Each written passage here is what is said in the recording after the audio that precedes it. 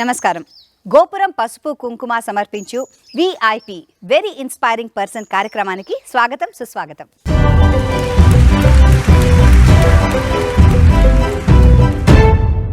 హీరోలు వెండి తెర మీద మాత్రమే కాదు, ఈ విశాల ప్రపంచంలో మనకి ఎదురవుతూ ఉంటారు.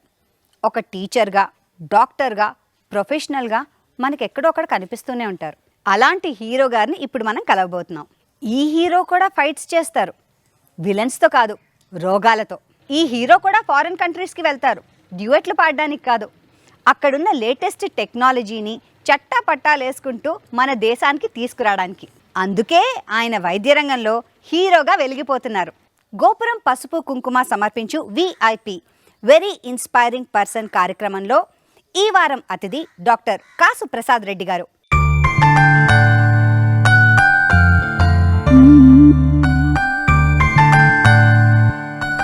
రాజకీయ కుటుంబంలో జన్మించిన డాక్టర్ ప్రసాదరెడ్డి వైద్య రంగంలో సంచలనాలు సృష్టించడానికి అధునాతన సాంకేతిక పరిజ్ఞానం ఆయనకు ఓ సాధనంగా మారింది.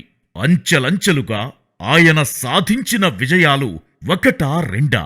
వైద్యుడిగా 30 సంవత్సరాల కెరీర్లో 45,000కు పైగా ఆపరేషన్లు చేయడమే కాకుండా American European Congress of ophthalmic సర్జరీలో సభ్యత్వం పొందిన తొలి భారతీయుడిగా ఎనలేని గౌరవం సంపాదించారు.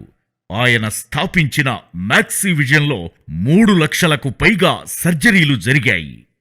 ఎక్కడ బిక్కవోలు, ఎక్కడ బ్రిటన్ దేశం, సరిహద్దులు దాటిన ఆయన సుదీర్ఘ ప్రయాణంలో ప్రతి సన్నివేశం ఓ స్ఫూర్తిదాయకం. డాక్టర్ గారు, మీ చిన్నప్పటి జీవితం అంతా ఎక్కడ సాగింది? నా పుట్టినలో వచ్చిన బిక్కవోలమ్మ, ఈస్ట్ గోదావరి డిస్ట్రిక్ట్. అది మా అమ్మగారు ఊరు. సో పుట్టిన తర్వాత నేను మా మదర్ అక్కడే 6th ఇయర్ దాకా అక్కడే ఉన్నాను. దాదాపు 5th 6th ఇయర్ దాకా నాకు తెలిసి. ఇక ఆ తర్వాత నర్సరావుపేట వచ్చేసాను. నర్సరావుపేట మా ఫాదర్స్ నేటివ్ ప్లేస్ అనమాట. ఇంకా అక్కడ నుంచి నర్సరావుపేటలో ఉన్నాను. I kept on moving. నర్సరావుపేటలో కూడా ఎక్కువ రోజులు నేను అక్కడ నుంచి సైనిక్ స్కూల్ కోరుకొండకి వెళ్ళాను. తర్వాత సైనిక్ స్కూల్ నుంచి మళ్ళీ పియూసీ నర్సరావుపేట వచ్చి గుల్బర్గాలో 1 year చేశాను, బిఎస్సి ఫస్ట్ ఇయర్. తర్వాత గుంటూరు మెడికల్ కాలేజీలో మెడిసిన్ చేశాను. అంటే పొలిటికల్ ఫ్యామిలీ నుంచి వచ్చిన మీరు ఎప్పుడైనా అనుకున్నారా ఇలా డాక్టర్ అవుదామని? లేకపోతే మీ ఇంట్రెస్ట్ ఏంటి చిన్నప్పుడు? One of the happy things నాకు, నేను లైఫ్లో ఏదైతే అవ్వాలనుకున్నానో అదే అయ్యాను. ఎందుకంటే చిన్నప్పుడు మా తాతగారి పేరు, ఆయన పేరు నాకు పెట్టారు ప్రసాద్ అని. ఆయన ఒక గొప్ప డాక్టర్. ఆయన ఎట్లాంటి డాక్టర్ అంటే, ఒక ఊళ్ళో ప్లేగ్ లాంటి జబ్బు వస్తే ఎవరు వెళ్ళకపోతే, అప్పుడు ఆయనకి 10 మంది పిల్లలు, ఎవరు వెళ్ళకపోతే ఆయన ఒక 2 నర్సుని తీసుకుని వెళ్ళి అక్కడ చాలామందిని సేవ్ చేసి ఒక్క నర్సే బతికింది. ఆయన ఇంకో నర్సు అక్కడే చనిపోయారు అదే విలేజ్లో. అంత డెడికేటెడ్ డాక్టర్ ఆయన. సో చిన్నప్పటి నుంచి మా అమ్మమ్మ నాకు అట్లాగా ఆయన పేరు పెట్టడం అన్న, నువ్వు తాతగారిలాగా అవ్వాలి అని, అది మనసులో పడిపోయింది. నేను ఒక్కనే డాక్టర్ని నా కుటుంబంలో, ఇంకెవరు లేరు, అందరూ రాజకీయం. డాక్టర్గా అంటే చేరారు. అంతకుముందు స్పోర్ట్స్లో కూడా మీకు ఏమైనా ఇంట్రెస్ట్ అది ఉండేదా స్కూల్లో ఉన్నప్పుడు? స్పోర్ట్స్ అసలు చిన్నప్పటి నుంచి స్పోర్ట్స్ అంటే పిచ్చమ్మ. ఎక్కువ మంది పిల్లలకి, మరి మా రోజుల్లో స్కూల్స్ అంత ఇంట్రెస్టింగ్గా ఉండేవి కావు. ఎందుకంటే అంత ఇంట్రెస్టింగ్గా చేయలేదు ఆ రోజుల్లో. అప్పుడు ఎంతసేపు ఆడుకోవాలా, గేదెలు, కాలువలు, బిళ్ళకర్ర, బెచ్చాలు, ఇట్లాంటి చిన్న చిన్న ఆటలు మన ఇండియన్ స్పోర్ట్స్ అన్నమాట. తర్వాత ఆ స్పిరిట్ వలన, సైనిక్ స్కూల్ కోరుకొండ బ్యాక్గ్రౌండ్ వలన, హార్స్ రైడింగ్లో నేను ఎక్కువ ఇదైపోయి హార్స్ కూడా కొనుక్కున్నాను కాలేజీలోనే, మెడికల్ కాలేజీలో. ఇదంతా కూడా ఆ స్పోర్ట్స్ అనే ఒక మైండెడ్నెస్తో జరగటం. మెడికల్ సీట్ రావడం కష్టమేనా? చాలా సులువా అప్పట్లో ఆ రోజుల్లో? Government medical college like Guntur medical college చాలా కష్టమైన విషయం. ఎంతో కాంపిటేటివ్ స్పిరిట్తో ఉంటే కానీ రాలేరు. కానీ నేను అట్లా రాలేదు, నేను బ్యాక్ డోర్ నుంచి వచ్చాను. తప్పే ఉంది నిజం చెప్పడంలో? నిజం చెప్పడంలో ఉన్నంత ఆనందం ఇంకేమీ ఉండదు. నేను గుల్బర్గాలో ఫస్ట్ ఇయర్ మెడిసిన్ చేశాను. అక్కడే కేవీపీ రామచంద్రరావు గారు, వైఎస్ రాజశేఖర రెడ్డి గారు నాకు మంచి స్నేహితులు అయ్యారు. అది అయిపోయిన తర్వాత ఫస్ట్ ఇయర్ అయిన తర్వాత ఒక పర్టికులర్ ట్రాన్స్ఫర్స్ జరుగుతున్నాయని తెలిసింది. తెలిస్తే అప్పుడు బొల్లయ్య గారు అప్పుడు యూనివర్సిటీ వైస్ ఛాన్సలర్గా ఉండేవారు. ఒక అప్లికేషన్ పెట్టుకోమంటే పెట్టుకుంటే 10 మందిలో నాకు కూడా వచ్చింది. అట్లా నేను గుంటూరుకి ట్రాన్స్ఫర్ అయ్యి వచ్చిన క్యాండిడేట్ని కాబట్టి నేను బ్యాక్ డోర్ అంటున్నాను. సో మెడిసిన్ చదువుతున్న తరుణంలో మీ ఎక్స్పీరియన్సెస్ ఏంటి? మెడిసిన్ ఒక మాటలో చెప్పాలంటే కాలేజీలో ఆమె డ్రాప్ అవుట్ అమ్మా. డ్రాప్ అవుట్ అంటే బ్యాక్ బెంచర్. ఓకే, పార్లమెంట్లో బ్యాక్ బెంచర్ లాగా అనుకోండి. పొలిటికల్ బ్యాక్గ్రౌండ్ కాబట్టి అలాగే చెప్పారు. సో అక్కడ కాలేజీలో ఏమైపోయిందంటే నాకు ఇంట్రెస్ట్ స్పోర్ట్స్ ఎక్కువ కాబట్టి నా ఫోకస్ అంతా నా దగ్గర తెలివి లేక కాదు, కానీ ఫోకస్ ఎక్కువ స్పోర్ట్స్ మీద ఉండటం వల్ల కొద్దిగా ఆకతాయితనంగా ఉండటం అనండి ఏమన్నా అనుకోండి, కానీ చదువు మీద కన్నా కూడా ఆటల మీద ఎక్కువ ఇంట్రెస్ట్ ఉండటం వల్ల నేను ఎనాటమీలో తప్పాను, గైనీ ఆబ్స్టిక్స్లో తప్పాను. అట్లా 2 సార్లు ఫెయిల్ అయ్యాను. నా నుంచి పిల్లలు ఏదన్నా నేర్చుకోవాలి అంటే failure is a stepping stone towards success అనే దానికి నేను క్లాసికల్ ఎగ్జాంపుల్. మెడికల్ కాలేజీలో ఏదో 2 సార్లు తప్పగానే పైకి రాకుండా చేయలేదు దేవుడు నన్ను. అప్పటికే ఆయన ఆశీస్సులు ఉన్నాయి, నేను పైకి వచ్చాను. గ్రాడ్యుయేషన్ అవ్వగానే మళ్ళీ పోస్ట్ గ్రాడ్యుయేషన్ స్టాన్లీ మెడికల్ కాలేజీలో ఎంఎస్ జనరల్ సర్జరీ చేశాను. చేసిన తర్వాత జనరల్ సర్జరీ చేయాలని నేను ఇంగ్లాండ్ వెళ్ళాను 1978లో. యాక్చువల్గా అప్పుడు మా బ్రదర్ ఎలక్షను, ఆ ఎలక్షన్లో యాక్టివ్గా ఒక 2 years పాల్గొని పొలిటికల్గా పాలిటిక్స్ నచ్చక నేను అప్పుడు ఇంగ్లాండ్ వెళ్ళిపోవడం జరిగింది 78లో. సో మీరు కూడా ఒక అడుగు వేసి చూసారు పాలిటిక్స్. 2 years చాలా యాక్టివ్గా ఉన్నాను. మా బ్రదర్ ఫస్ట్ టైం రాజకీయంలోకి ఎంటర్ అవటం జరిగింది. కాసు కృష్ణారెడ్డి గారు కదా. అవును. అదే టైంలో రాజశేఖర రెడ్డి గారు వీళ్ళందరూ కూడా, చంద్రబాబు నాయుడు గారు వీళ్ళందరూ అదే టైంలో వచ్చారు 78లో. ఆ టైంలో నేను ఎంటర్ అవటం జరిగింది.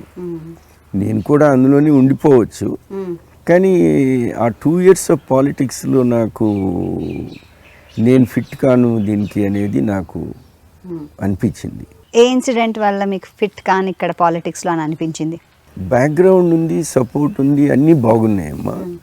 కానీ మనుషులు కులాల గురించి కానీ మతాల గురించి కానీ, అట్లానే ఆ రోజుల్లో డబ్బు విషయం లేదు, కానీ ఇట్లాంటి చిన్న కొన్ని మనస్తత్వాలు నాకు నచ్చలేదు. కాసు బ్రహ్మానందరెడ్డి గారు ఆంధ్రప్రదేశ్ ముఖ్యమంత్రి, దాని తర్వాత సెంట్రల్ గవర్నమెంట్లో ఒకటి చేశారు ఆయన. అవును.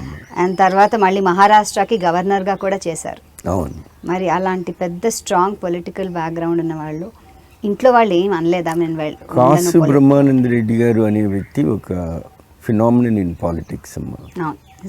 అది నేను చెప్తే నా సొంత డబ్బా నేను కొట్టుకున్నట్లు అవుతుంది. కానీ నిజానికి ఎందుకంటున్నానంటే ఎమర్జెన్సీ టైంలో ఆయన ఇందిరాగాంధీ ప్రైమ్ మినిస్టర్గా ఉండగా ఎమర్జెన్సీకి ఒప్పుకోకుండా సంతకం పెట్టలేదు ఆయన. అంత ధైర్యం చూపెట్టిన వ్యక్తి ఆయన.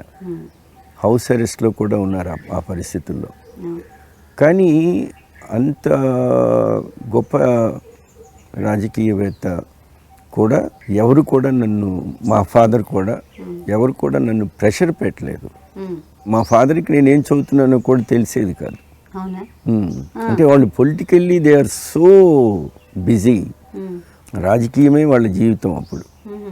అప్పట్లో ఈ ఇష్యూస్ అన్నీ లేవు కదమ్మా. వాళ్ళకి ప్రజలు ఏమనుకుంటారో అనే తత్వం ఎక్కువ ఉండేది. ఆ తత్వంతో వాళ్ళు బ్రతుకుతున్నారు కాబట్టి వాళ్ళు దే ఆర్ సో కాన్సన్ట్రేటెడ్. పిల్లలు ఏం చేస్తున్నారు అనేది వాళ్ళకి పట్టేది కాదు. ఎవరన్నా అటు పోతూ ఉంటే మీ అబ్బాయి ఏం చేస్తున్నా అంటే అవునరా ఏం చేస్తున్నావు అనేవారు. అంటే నేను మెడిసిన్ అంటే మెడిసిన్లో ఏ ఇయర్ అండి అంటే అవును ఏ ఇయర్ రా అనేవారు. అట్లాగా మా డెసిషన్స్ మావే. నేను మెడిసిన్ తప్పినా మా ఫాదర్ నన్ను ఎప్పుడు ఎందుకు ఎనాటమీ తప్పామని కానీ అడిగిన పాప అనుకోలేదు. అట్లానే పాస్ అయినప్పుడు నాకేం దండలేదు. కాబట్టి ఇట్స్ ఆల్ ఆ ప్రెషర్ ఎప్పుడు లేదు ఇంట్లో. ఇక్కడ మెడిసిన్ అయిన తర్వాత మీరు ఇండియాలో ప్రాక్టీస్ చేశారా, లేకపోతే హయ్యర్ ఎడ్యుకేషన్ కోసం అని ఇంగ్లాండ్ అని వెళ్ళారా? నేను కేవలం పోస్ట్ గ్రాడ్యుయేషన్ చేశానమ్మా మెడ్రాస్లో స్టాన్లీ మెడికల్ కాలేజీలో. ప్రాక్టీస్ అసలు చేయలేదు. నాకు ఎఫ్ఆర్సిఎస్ చేయాలనే కోరిక పట్టుకుంది. ఇంగ్లాండ్ వెళ్ళి అప్పట్లో life is a way of imitation కాబట్టి అందరూ పోస్ట్ గ్రాడ్యుయేషన్ చేస్తున్నారు, అయిపోయిన తర్వాత ఎఫ్ఆర్సిఎస్ చేయటం అనేది ఆ రోజుల్లో చాలా గొప్ప విషయము.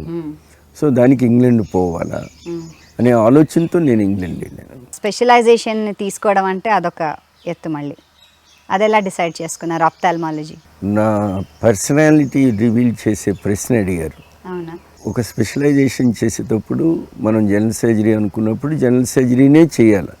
నేను అట్లా కాదు. ఎంబీబీఎస్ అయిపోగానే ఎంఏ జనరల్ సర్జరీ అయిపోగానే ఇంగ్లాండ్ వెళ్ళిపోయి జనరల్ సర్జరీ కాకుండా ఆర్థోపీడిక్స్ చేశాను 5 years, ఆల్మోస్ట్ 4.5 years. తర్వాత 1 year న్యూరో సర్జరీ చేశాను. ఆ తర్వాత నేను ఆప్థల్మాలజీలోకి వచ్చాను.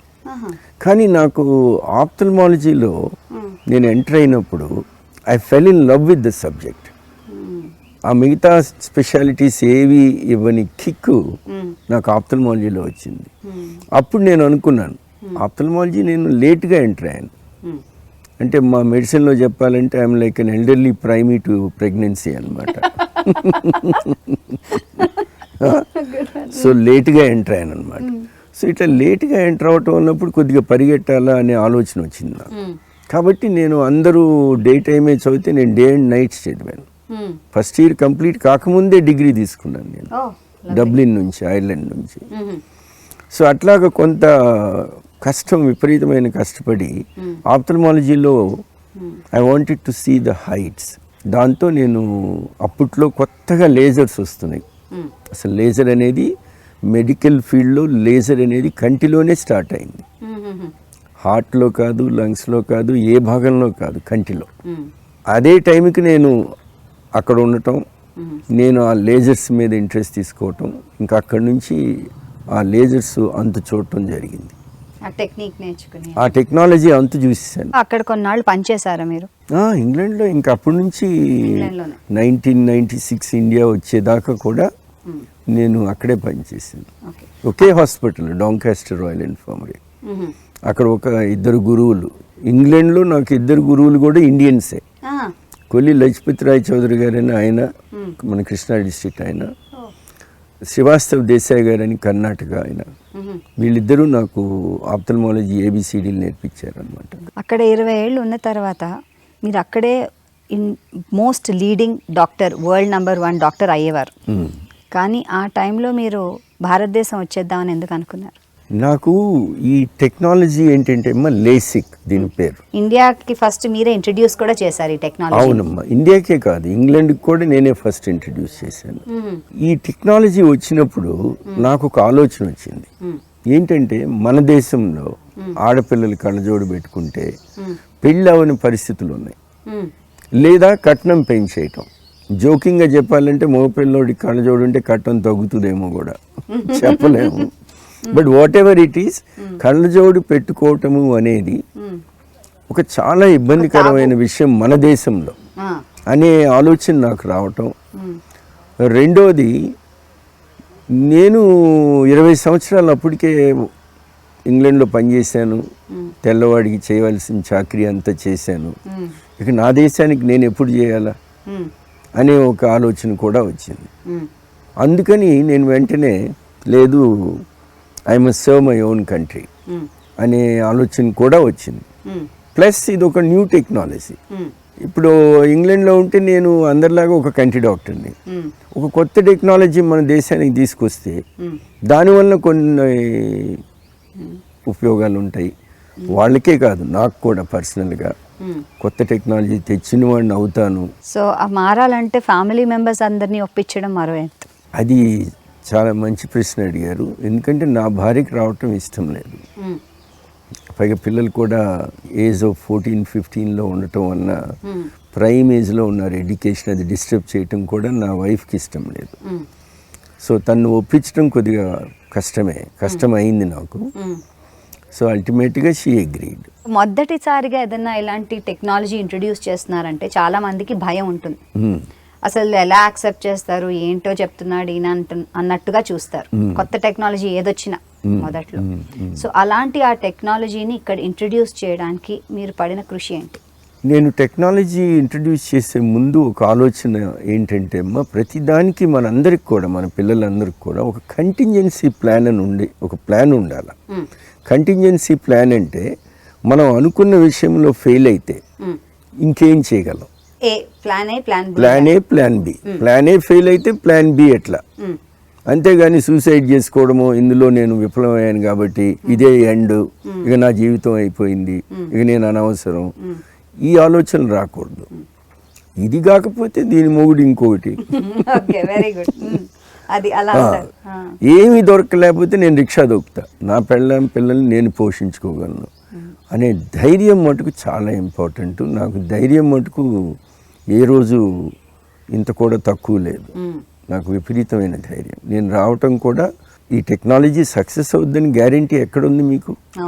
ఎందుకంటే చాలా ఎక్స్పెన్సివ్, ఇండియాలో అందరూ చేయించుకోలేరు. అసలు ముందు భయము, లేజర్ కంటి మీద పడ్డం, అసలు చేయించుకుంటారో లేదో. ఈ లోపల నేను కొన్ని కోట్ల రూపాయలు దాని మీద పెట్టాలా? ఉన్న ఆస్తులు మొత్తం దాని మీద పెట్టాను నేను. సో ఇట్లాంటివన్నీ చేసేటప్పుడు మనకు ఆ గ్యారంటీ లేనప్పుడు ఆ భయం డెఫినెట్గా ఉంటుంది. కానీ నా కంటింజెన్సీ ప్లాన్ ఏంటి? ఫెయిల్ అయితే మళ్ళీ వెనక్కి ఇంగ్లాండ్ వెళ్ళిపోవడం. కాబట్టి నాకు ఆ భయం లేదు. సో మొదట ఎక్కడ స్థాపించారు? హైదరాబాద్లోనేనమ్మా. మ్యాక్సీ విజన్ అనే పేరు ఎందుకు పెట్టానంటే మ్యాక్సిమం విజన్ ఇవ్వాలి అనే తపనతో స్థాపించడం జరిగింది. అవును. మ్యాక్సీ విజన్ హాస్పిటల్ స్టార్ట్ చేసిన తర్వాత మీరు తెచ్చిన టెక్నాలజీ కొత్తది. అవునమ్మా. ఇక్కడ వాళ్ళకి నాకు తెలిసి చాలా మంది డాక్టర్లకు తెలిసి ఉండదు. మీరే వాళ్ళని ట్రైన్ చేయాలి. అవును. ట్రైన్ చేసి వాళ్ళకి నేర్పించి దాని తర్వాత పేషెంట్స్ మీద మీరు దాన్ని ప్రయోగించాలి. It's a challenge. మరి ఈ ఛాలెంజ్ని మీరు ఎలా ముందుకు తీసుకెళ్లారు? From all over India doctors వచ్చారమ్మా. Knowledge is nobody's property. Correct. Okay. నా గురువు గారు నాకు నేర్పించకపోతే నేను ఎట్లా నేర్చుకునేవాడిని అనే ఉద్దేశంతో నేను ఎప్పుడూ ఒకటి చెప్పేవాడిని నేర్పించే ప్రతి ఒక్కళ్ళకి కూడా, మీరు నేర్చుకోండి, కానీ మీకు ధైర్యం ఉంటే మీ ప్రాక్టీస్ తీసుకొచ్చి నా ముందు పెట్టండి, నన్ను కొట్టండి, ఆ రోజు నేను ఆనందపడతాను. ఎందుకంటే అప్పుడు ఏమవుతుంది, కాంపిటీటివ్నెస్లో ఓకే నాకన్నా బాగా నేర్చుకున్నాడు అనే ఆనందం నాకు దొరుకుతుంది అన్నమాట. నా దగ్గర నేర్చుకున్నాడు, that is what I use to say. ఆ రకంగా మెయిన్ ఛాలెంజ్ ఏంటంటే నేర్పించేటప్పుడు మనము పక్కనే ఉండి, ఎందుకంటే ఇంత చిన్న తేడా కూడా, కన్ను చాలా సూక్ష్మం కదా, కంటి మీద నేర్పించడం వేరు, వేరే బోన్ మీద నేర్పించడం వేరు. నేను ఆర్థోపెడిక్స్ కూడా చేశాను, జనరల్ సర్జరీ కూడా చేశాను. అక్కడ అవయవాలు వేరు, ఈ చిన్న కన్ను వేరు. ఈ చిన్న కన్నులో చిన్న పొరపాటు వచ్చినా కూడా పేషెంట్కి తెలిసిపోతుంది, చూపు సరిగ్గా ఉండదు. అందుకని చాలా అతి జాగ్రత్తగా ముందు పిగ్ సైజ్ మీద నేర్పిస్తాం. పిగ్స్ ఐస్ని సెలెక్ట్ చేసుకోవడానికి కారణం ఏంటి? అవి మనుషుల కంటికి దగ్గరగా ఉంటాయా, లేకపోతే అవి కూడా మనలా చూస్తాయా? యాక్చువల్గా పిగ్స్ చాలా మనుషులకి దగ్గరగా ఉన్న జంతువు అమ్మ. ఎందుకంటే పిగ్ హార్ట్ మన హార్ట్ చాలా దగ్గరగా ఉంటుంది. సో జెనెటిక్గా కొద్దిగా దగ్గరగా ఉండటం వలన అట్లా అని కాకుండా మేము గోట్ సైజ్ కూడా ట్రై చేస్తాం. ఎందుకంటే మాకు కావాల్సింది హోల్ ఐ కాదు. ఇప్పుడు నల్లగుడ్డు తెల్లగుడ్డు ఉంది, ఆ నల్లగుడ్డులోనే ఈ చిన్న సూక్ష్మమైన ట్రీట్మెంట్ మనం చేసేది. కాబట్టి ఆ నల్లగుడ్డు ఒకటి ఉంటే చాలు. కాబట్టి not only pig size, we also tried goat size. ఈ రెండిట్లో ఏది దొరికినా కూడా మేము ప్రాక్టీస్ ఉపయోగిస్తాం అన్నమాట. సో అప్పుడు ఈ డాక్టర్స్ దాని మీద చేసి గుడ్, దీని మీద బాగా చేశారు అనగానే then I will immediately take them to the next level human. Okay. So అలా చేసిన వాళ్ళు బోల్డ్ మందికి మీరు ట్రైనింగ్ ఇచ్చుంటారు కదా? ఆల్ ఓవర్ ఇండియా అమ్మ. People have come from all over India. నేర్చుకోని వాళ్ళు లేరు. ప్రతి సిటీలో కొన్ని వేల మందికి కొలీగ్స్ ఉన్నారు. శిష్యులను కొలీగ్స్ అంటారు. ఓకే. కట్ చేస్తే బగోటా అనేది చాలా డేంజరస్ ప్లేస్. అవునమ్మా. అలాంటి డేంజరస్ ప్లేస్ కి మీరు ఎందుకు వెళ్ళాల్సి వచ్చింది? టెక్నాలజీ అమ్మ. నాకు టెక్నాలజీ పిచ్చ. కొత్త కొత్త టెక్నాలజీ అందించాలి అనేది ఒక ఆశయం. ఇప్పుడు నేను లేసిక్ తీసుకొచ్చాను. లేసిక్ 100కి ఒక 20 మందికి సూటబుల్ కాదు. మరి వాళ్ళ పరిస్థితి ఏంటి? సో ఆ రోజుల్లో ఒక ఆడపిల్లని తీసుకుని తల్లిదండ్రులు వచ్చేవాళ్ళు. ఎప్పుడైతే నేను సూటబుల్ కాదంటానో అమ్మాయి ఎక్కుళ్ళు పెట్టి ఏడ్ చేసేది. అంత డిసప్పాయింట్ అయిపోయేవాళ్ళు అందరూ ఫ్యామిలీగా. సో ఎప్పటికప్పుడు కొత్త టెక్నాలజీని మీరు అలా తెస్తూనే ఉన్నారు, నేర్చుకుంటూనే ఉన్నారు, నేర్పిస్తూనే ఉన్నారు. అవునమ్మా. నేను ఎప్పుడైతే లేసిక్ అందరికీ సూటబుల్ కాదు అని తెలిసిపోయిందో నాకు, ఎప్పుడైతే ప్రజలు చాలా డిసప్పాయింట్ అవుతున్నారు సూటబుల్ కాకపోవటం అనే విషయం కూడా తెలిసిందో, నేను వెంటనే హాలండ్ వెళ్ళాను. ఫస్ట్ 2000లో, 96లో లేసిక్ స్టార్ట్ చేశాను. 2000లో హాలండ్ వెళ్ళి, హాలండ్లో నేను ఈ ఆర్టిసాన్ లెన్స్ అని ఒక కొత్త లెన్స్ని మన దేశానికి ఇంట్రడ్యూస్ చేశాను. ఇది లేసిక్ సూటబుల్ కాని వాళ్ళకి. ఆ తర్వాత ఇంకా కొత్త టెక్నాలజీస్ కూడా ఎవ్రీ ఆల్టర్నేట్ ఇయర్ నేను ఏదో ఒక కొత్త టెక్నాలజీ మార్పులు తీసుకొస్తూనే ఉన్నా. దానివల్ల నాకు కాస్త కూస్త పేరు వచ్చింది. కానీ లేకపోతే ఆ మార్పు అనేది మనము చేయకపోతే అందరికీ అన్నీ సూటబుల్ కావు. చేంజ్ ఇస్ ఆల్వేస్ హ్యాపెనింగ్ కదా, మనం మారాలి. Change needs to happen. దాంతోపాటు మనం కూడా మారాలి. ఇప్పుడు దాకా ఈ లేసిక్ అనేది పిల్లలకి 20 ఏళ్ళు దాటిన అమ్మాయిలు అబ్బాయిలకి కళ్ళజోడు లేకుండా చేసే పద్ధతిని మనం లేసిక్ అంటూ వచ్చాం. అందులోనే పిఆర్కే అని ఉంది. ఇందాక చెప్పినట్లు సూటబుల్ కాని వాళ్ళకి లెన్స్ తీసుకొచ్చాను. సో ఎప్పుడైతే నేను లేసిక్ నాకు అన్ని జవాబులు దొరికినాయి. అంటే పిల్లలకి 20 సంవత్సరాలు దాటిన అమ్మాయిల అబ్బాయిలకి కళ్ళజోడు తీసేసే విధానాలు అన్నీ నేను దేవుడి దేవలన మొట్టమొదట నా చేతుల మీదుగానే జరగటం నాకు ఆనందంగా ఉంది. కానీ అక్కడితో నా తపన తగ్గలేదు. ఎందుకంటే ఇది చేస్తుండగా 40 ఏళ్ళు దాటి చత్వారం వస్తుంది మనకి. రీడింగ్ గ్లాసులు వస్తాయి ఏ కళ్ళజోడు పెట్టుకోని వాళ్ళకి. వాళ్ళు వచ్చి అడగటం మొదలు పెట్టారు. మరి మా సంగతి ఏంటి, మాకు కూడా కళ్ళజోడు లేకుండా చేయండి, నాకు రీడింగ్ గ్లాసులు పెట్టుకోవడం ఇష్టం లేదు అని. సో వాళ్ళకి సుప్రాకార్ అని ఇంట్రాకార్ అని అవి కూడా లేజర్ పద్ధతులే. వాటి కోసం నేను జర్మనీ వెళ్ళాను. జర్మనీ వెళ్ళి అక్కడ ఈ టెక్నాలజీని స్పెషల్గా నేను నేర్చుకుని అది కూడా తీసుకొచ్చి మళ్ళీ ఇండియాలో ఫస్ట్ టైం ఇంట్రడ్యూస్ చేశాను. యాక్చువల్గా ఇయర్ 2010లో నేను జర్మన్స్కి ఒక స్పెషల్ రీసెర్చ్ వర్క్ చేశాను. అది ఫెమ్టోసెకండ్ లేజర్ అని. ఇది కూడా లేజరే, కానీ క్యాటరాక్ట్లో ఉపయోగిస్తాం ఇది. అంతకుముందు క్యాటరాక్ట్లో 2010కి ముందు ఈ లేజర్ లేదు. సో ఈ లేజర్ జర్మన్స్ అమెరికన్స్ ముఖ్యంగా వీళ్ళిద్దరూ ఈ ఫెమ్టోసెకండ్ లేజర్లో ఎక్స్పెరిమెంట్స్ చేస్తున్నారు. ఆ సమయంలో నేను బగోటా వెళ్ళాను. బగోటా గురించి మీకు తెలుసు కదా, it's the highest crime in the world. వాళ్ళు గబుక్కుని మనల్ని కిడ్నాప్ చేసేస్తారు. ఎందుకంటే మనం కూడా వాళ్ళలానే ఉంటాం, ఇండియన్స్ అందరూ కూడా బగోటా వాళ్ళలానే ఉంటాం చూడటానికి. వాళ్ళ మనిషి ఏమో అనుకుని మనల్ని తీసుకుపోతాడు, తర్వాత తెలిసి వెనక్కి రిటర్న్ చేయడు, కాల్చిపారేస్తాడు. అంత క్రైమ్ కంట్రీ అది. మరి అలాంటి చోట వెళ్ళి మరి అక్కడే ఉన్నాడు డాక్టర్ ప్రొఫెసర్ లూయిస్ అని, ఈ పర్టికులర్ టెక్నాలజీలో ఆరితేరినోడు. అతని దగ్గరికి వెళ్ళాను అనమాట. వెళ్ళి అక్కడ ఒక 2 వీక్స్ ఉన్నాను బొగోటాలో. నా వైఫ్తో పాటు వెళ్ళాను. అక్కడ ఎట్లా ఉంటుందంటే ప్రతి షాపింగ్లో కూడా సోల్జర్స్ ఉంటారు, పోలీస్ కాదు. అందరూ AK-47 guns, soldiers. Fully protected.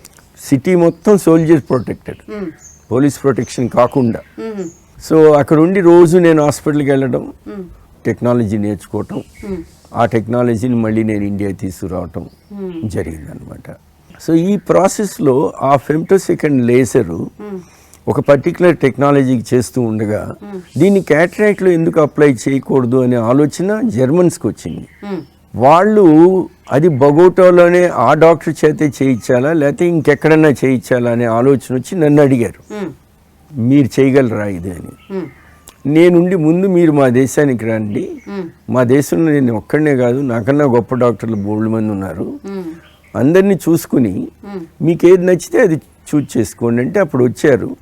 వచ్చి 10 సెంటర్స్ చూసుకుని వాళ్ళకి మన సెంటరే నచ్చింది. ఓ వెరీ గుడ్. నా పద్ధతులే నచ్చినాయి, నా ఆశయాలే నచ్చినాయి, అది నాకే ఇచ్చారు. ఆ టెక్నాలజీ నేను చేయటం వలన అది వరల్డ్లో ఫస్ట్ అయ్యాను అనమాట నేను ఆ టెక్నాలజీలో అవటము. రెండోది ఆ technology first US FDA approval వచ్చింది. ఇండియాలో చేసిన టెక్నాలజీకి యుఎస్ FDA అప్రూవల్ రావడం అనేది కూడా ఒక గొప్ప విషయం అన్నమాట. చాలా గొప్ప విషయం. సో దానివల్ల ఆ ఏరియాలో కూడా నేను ఎక్సెల్ అయ్యాను. ఆ టైంలోనే మీ స్టోరీ కూడా ఒకటి ఉంది. అవును, అది మాకు చెప్పాలి. ఆ టైంలో ఏమనిపించిందంటే ఫెమ్టోసెకండ్ లేజర్కి యుఎస్ FDA అప్రూవల్ వచ్చిందమ్మా. వచ్చిన తర్వాత నాకు ఒక ఐడియా వచ్చింది, వాళ్ళ మీద వీళ్ళ మీద ఎక్స్పెరిమెంట్ ఎందుకు, నా కంటి మీద నేనే చేసుకుంటే బాగుంటుందని నా కొలీగ్స్ని కొంతమందిని అడిగితే ఆ సీనియర్ డాక్టర్స్ కొలీగ్స్ కూడా ఉండన్నారు, నీ కొద్దిగా మెంటల్ అనుకుంటాను, నీ కన్ను నార్మల్గా ఉన్న కంటికి పోయి మమ్మల్ని ఆపరేట్ చేయమంటే ఎట్లా చేస్తాము, అసలు ప్రాబ్లం లేదు కదా, నీ క్యాట్రాక్ట్ లేదు ఏమీ లేదు, ఈ లేజర్ నీ కంటి మీద అప్లై చేస్తాం అనేది దే రిఫ్యూజ్డ్. వాళ్ళందరూ ఎవరికి నా కన్ను ముట్టుకోవాలంటే కొద్దిగా భయం కూడా వద్దనుకున్నారు. సో నన్ను డీర్ వ్యాలీ, అమెరికాలో డీర్ వ్యాలీకి నన్ను ఇన్వైట్ చేశారు ఒక లెక్చర్ ఇవ్వమని. అక్కడ డాక్టర్ స్టీవ్ స్లేడ్ అని అమెరికన్స్కి ఆయన ఇదే టెక్నాలజీలో ఆయన కూడా రీసెర్చ్ చేస్తున్నారు. ఇద్దరం స్పీచ్ ఇస్తున్నాం అనమాట. స్పీచ్ అయిన తర్వాత ఆయనకి చెప్పాను, ఇట్లా నాకు ఒక ఐడియా ఉంది, ఇది చేస్తే మనం ఏ వయసు వాళ్ళకైనా కూడా కళ్ళజోడు లేకుండా చేయొచ్చు అని నేను అనుకుంటున్నాను, కానీ నా మీద చెయ్యాలి, అది నువ్వు చేస్తావా అంటే నాతో పాటు హ్యూస్టన్ రా చేస్తా అన్నాడు. సో డీర్ వ్యాలీ నుంచి I flew with him to Houston and got it done. Very next day I played golf, very next day I drove without glasses. అప్పుడు దాకా కళ్ళజోడు పెట్టుకునేవాడిని, కళ్ళజోడు లేకుండా అన్ని పనులు చేశాను విత్ ఇన్ 24 hours. అప్పుడు I realize this is a fantastic టెక్నాలజీని. ఆ తర్వాత వేల మందికి చేశాను. సార్ సినిమాల్లో హీరోలు ఉంటారు కదండి, కొంతమంది రొమాంటిక్ హీరోలు ఉంటారు, కొంతమంది యాక్షన్ హీరోలు ఉంటారు. అలా పురుషుల్లో పుణ్య పురుషులు వేరయ్యా అన్నట్టుగా మీరు డాక్టర్స్లో టెక్నాలజీని మాకు తెచ్చిన ట్రెండ్ సెట్టింగ్ టెక్నో డాక్టర్ మీరు. ఓకే అమ్మా. సో దీనివల్లేనా మీరు మన అబ్దుల్ కలాం గారికి అంత దగ్గరయ్యారు? అబ్దుల్ కలాం గారికి దగ్గర అవడానికి ముఖ్య కారణం డాక్టర్ అరుణ్ తివారీ గారు. డాక్టర్ అరుణ్ తివారీ గారు అనే ఆయన అబ్దుల్ కలాం గారికి చాలా క్లోజ్ అసోసియేట్. ఆయన గురించి చాలా పుస్తకాలు కూడా రాశారు ఆయన. సో ఆయన ఒక దీంట్లో ఉండి నాకు పరిచయం చేశారు కలాం గారిని. కలాం గారు గురించి మరి చెప్పేంత గ్రేట్ పర్సన్ నేను కాదు, కానీ ఎన్నోసార్లు అసోసియేట్ అయ్యాను కాబట్టి ఒక్క వర్డ్లో చెప్పాలంటే ఆయన ఏ విషయం కూడా అది ఏదైనా సరే ఆయన క్షుణ్ణంగా దాన్ని తెలుసుకోవాలనే తపన ఎక్కువ ఆయనకి. సో ఎప్పుడైతే నేను కంటి డాక్టర్ను అన్నానో ఆల్రెడీ ఆయన దగ్గర దరిదాపు కంటి గురించి ఒక 90% నాలెడ్జ్ ఉంటుంది. His brain is full of knowledge.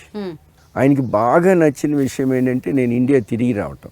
అదే మా అందరికీ నచ్చిన విషయం కూడా అదే. యాక్చువల్లీ నాకు తెలిసిన మనుషుల్లో జీవితంలోనమ్మా is a hard core Indian. మరో మహాత్మా గాంధీ ఆయన, ఆయన కలాం గారు. అంత గ్రేట్ మ్యాన్ మరి నాలాంటి చిన్నవాడికి ఆయన తటస్థపడడం. అరుణ్ తివారీ గారికి నేను దండం పెట్టాలా. తర్వాత చిరంజీవి గారు నన్ను రిక్వెస్ట్ చేశారు, ఆయన I bank blood bank open చేసేటప్పుడు ఆయన ఉండి, ప్రసాద్ రెడ్డి గారు మీకు బాగా కలాం గారు పరిచయం అంటే కదా, మరి ఆయన చేత నేను ఓపెన్ చేయించుకోవాలని ఆశపడుతున్నాను, మీరేమన్నా తీసుకురాగలరా అని. నేను కలాం గారిని అడిగాను. ఆయన ఎంత గొప్ప వ్యక్తి అంటే ఆయన ఖర్చు గురించి ఆలోచించారు. ఆయన ఉండి అన్నారు, డాక్టర్ నేను రావాలి అంటే ఇంత ఖర్చు అవుతుంది, 2 కోట్లు ఆయన ఒకసారి ఒక ట్రిప్ రావాలంటే ప్రెసిడెంట్గా. సో ఆయన ఏమన్నారంటే మిగతా ఏదైనా హైదరాబాద్లో ఫంక్షన్ జరిగేటప్పుడు వస్తాను, అదే సైమల్టేనియస్గా ఇది ఒక 1 hour పెట్టుకో అన్నారు. నేనే చెప్తానన్నారు. తర్వాత ఆయనే చెప్పారు పలానా రోజు వస్తున్నానని. నేను చిరంజీవి గారికి చెప్పటం, ఆయన తీసుకురావడం, ఆయన చేత Chiranjeevi blood I bank open చేయటం, ఇట్లా ఎన్నో ఆయనతో అసోసియేషన్స్. ఆయనతో సాన్నిహిత్యం వల్లైనా మీకు అనిపించిందా ఎప్పుడైనా మీ మ్యాక్సివిజన్ హాస్పిటల్స్లో చాలామంది పేదరికం నుంచి కూడా వచ్చిన వాళ్ళు ఉంటారు. మరి వాళ్ళకు కూడా నేను ఈ కళ్ళ ఆపరేషన్స్ని ఫ్రీగా కానీ పోనీ తక్కువ ఖర్చులో కానీ చెయ్యాలి, నేను కూడా దేశానికి ఏమైనా చెయ్యాలి అని ఏమైనా అనిపించిందా? ఈ ఆలోచన నాకు కలాం గారిని కలవక ముందే వచ్చింది. దానికి క్రెడిట్ మా ఫాదర్ కాసు వెంగళరెడ్డి గారు.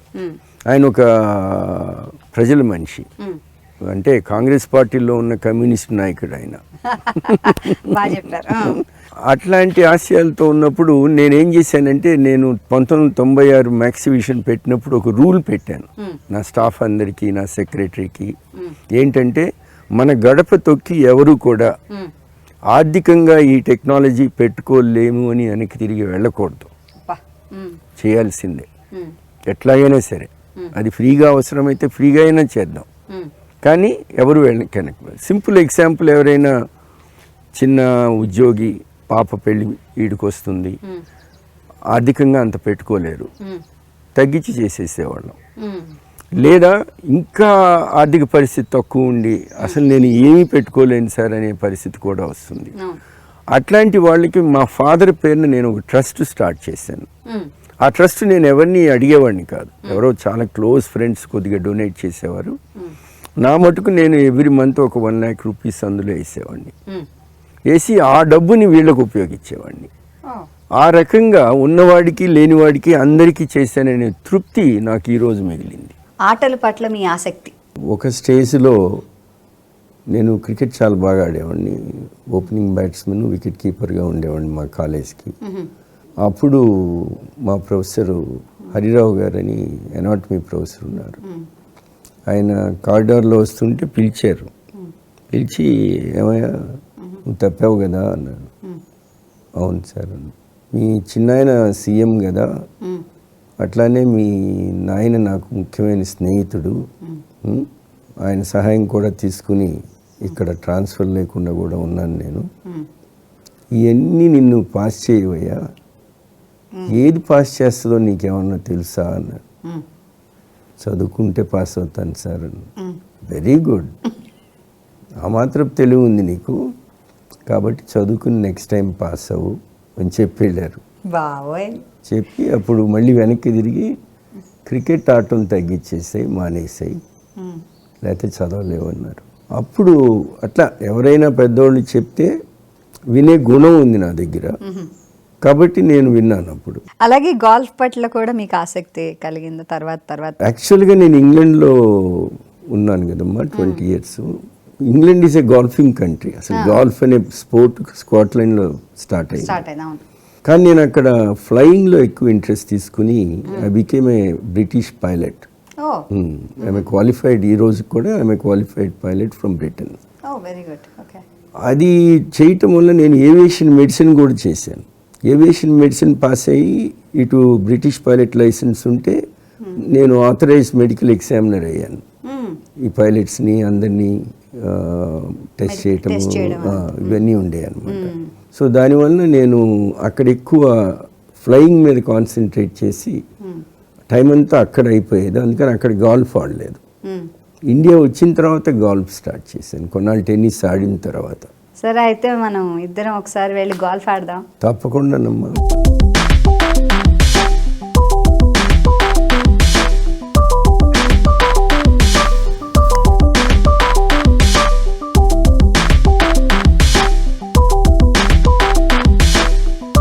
ఫ్యామిలీ మెంబర్స్ గురించి మాకు చెప్తారా అండి? నేను ఐ హ్యావ్ 1 son అమ్మా. I have 2 grandchildren, 1 daughter-in-law. That's all my life. 1 daughter-in-law, 1 wife, 1 daughter-in-law, and 2 grandchildren. మీ తర్వాత who's next in Maxivision? Maxivisionలో there are now ఇప్పుడు టెక్నాలజీని మేము ఎట్లా తయారు చేసామంటే అమ్మా, it is not solely dependent on me. అందరికీ నేర్పించేసాం. సో దానికి అందరు డాక్టర్స్ చేయగలరు, ఇదేం బ్రహ్మ విద్య కాదు. సో నాకేంటంటే కొంత విఐపీస్, వివిఐపి పేషెంట్స్ వీళ్ళందరినీ నేను చేస్తూ ఉంటాను. కొన్ని వాళ్ళు విఐపి కాకపోయినా కూడా ఒక కొంతమంది బీద పేషెంట్స్లో కొన్ని క్యాటరాక్ట్స్ ఎవరు చేయలేరు, చాలా డిఫికల్ట్గా ఉంటాయి. అవి కూడా నేనే చేస్తాను. It is immaterial what they pay. It is important. Outcome should be Maxivision హాస్పిటల్లో కానీ నా చేతుల్లో కానీ ఒక కేసు చెడిపోయింది అనిపించుకోకూడదు. అది చాలా మంచి మేము పేరు. ఒకవేళ చేయలేని పరిస్థితి ఉంటే మేము ఎల్వి ప్రసాద్కి పంపించేస్తాం. మ్మ్. అట్లా so and there we go. So ఇంత బిజీగా ఉన్న మీ జీవితంలో కొంచెం రిలాక్స్ అవ్వడానికి సినిమాలు చూస్తుంటారా, పాటలు అవి వింటారా, పాడతారా మీరు? ఆమె బాత్రూమ్ సింగర్ అమ్మ. Bathroom singer. ఓకే. ఒక పర్టికులర్ అకేషన్లో బాలసుబ్రహ్మణ్యం గారితో పాటు స్టేజ్ మీద నేనున్నాను. అప్పుడు ఒక రాజకీయ నాయకుడు వచ్చాడు, నేను పేరు చెప్పకూడదు. ఆయన మాట్లాడుతూ ఆ కార్యక్రమం ఒక గ్రేట్ మ్యూజిషియన్ కోసం పెట్టారు ఆ కార్యక్రమం. ఆయన గురించి మాట్లాడకుండా ఆయన రాజకీయం, ఆయన గొప్పతనాలు ఆయన చెప్పుకోవటం మొదలుపెట్టాడు. ఇక ప్రజలందరూ భూమని అరవటం, ఆయన గొడవ చేస్తే కోపంగా వెళ్ళిపోయాడు స్టేజ్ మీద నుంచి నడుచుకుని. నా భయం వేసింది, ఏంటి ఆడియన్స్ ఇంత వాలటైల్గా ఉన్నారనుకున్నా. నెక్స్ట్ కాసు ప్రసాద్ రెడ్డి గారు మాట్లాడతారు అన్నాడు. అప్పుడు నేను ఒక విషయం చెప్పా, ఒరే బాబు దొరికేసావు కాబట్టి నిజం చెప్పడం మంచిది, బయటపడిపోతావు అని చెప్పి నిజం చెప్పాను. ఆ నిజం ఏంటంటే బాలసుబ్రహ్మణ్యం గారు పాటలు వింటూ నేను ఆపరేట్ చేస్తాను.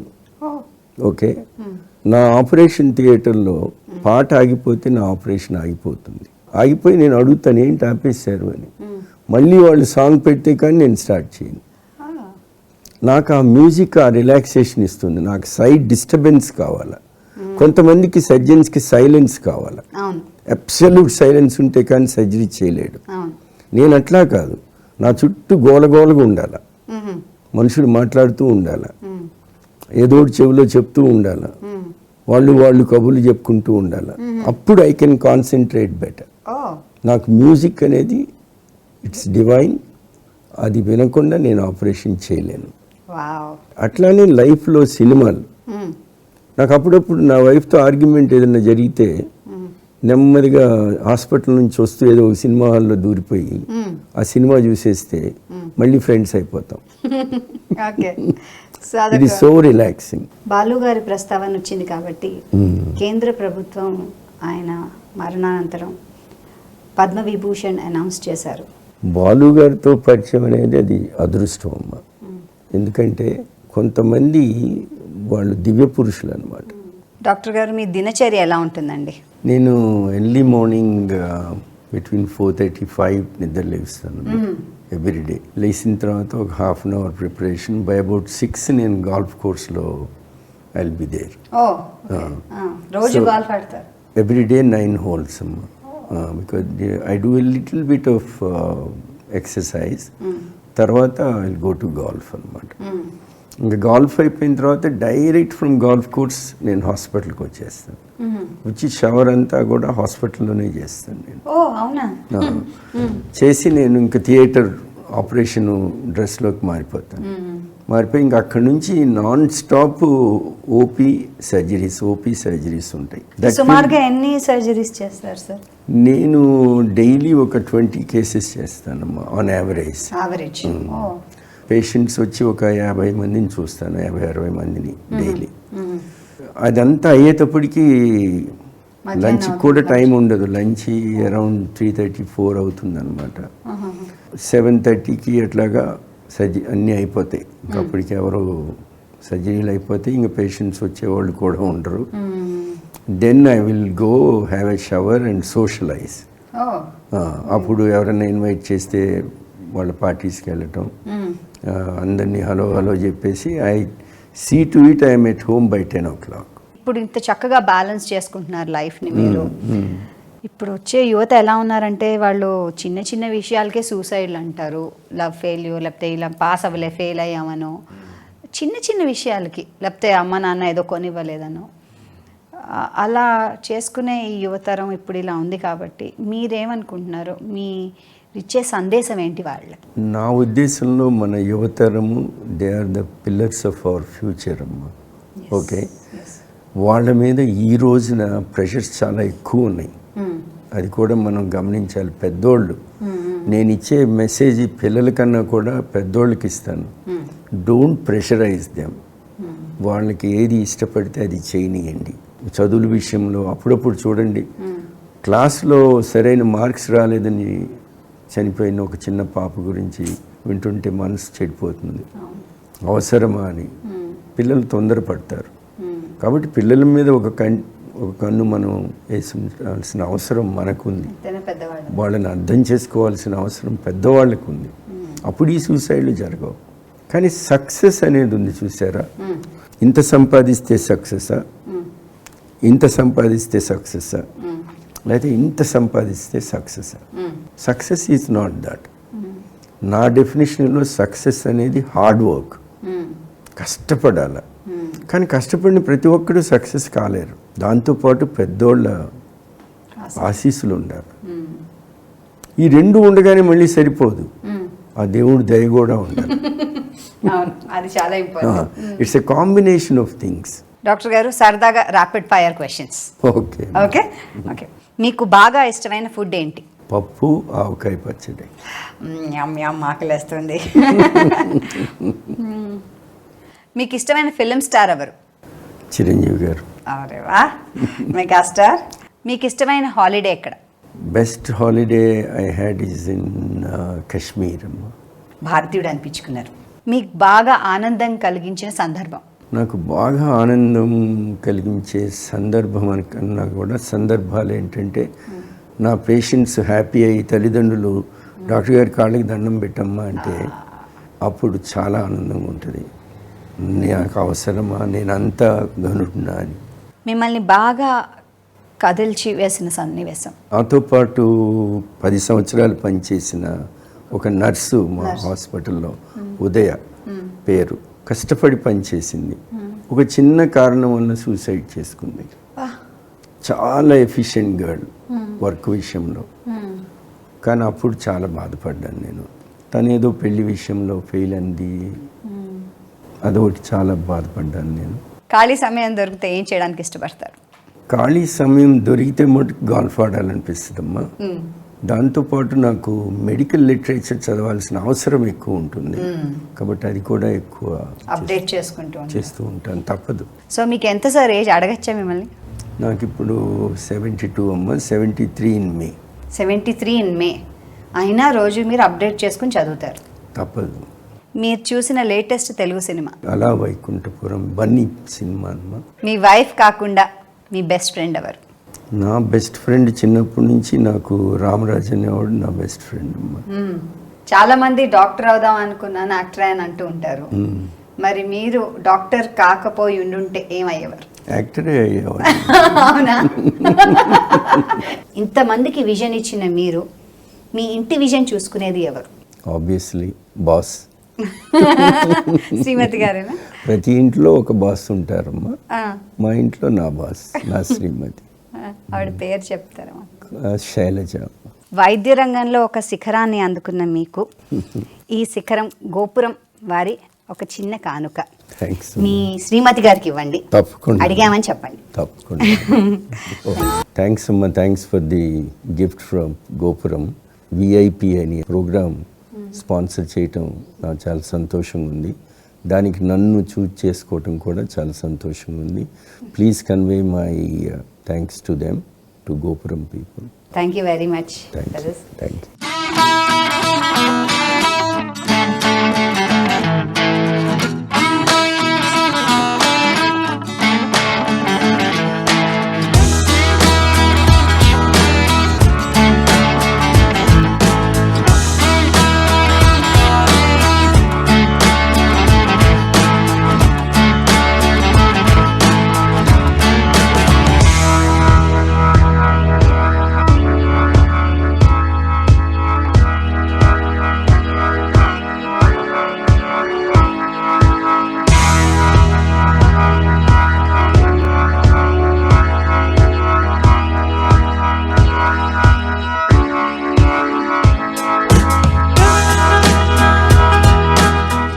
ఈ కార్యక్రమం మీకు ఎంతో స్ఫూర్తిని అందించిందని ఆశిస్తూ మళ్ళీ వచ్చే వారం మరో అతిథితో మీ ముందుంటాం.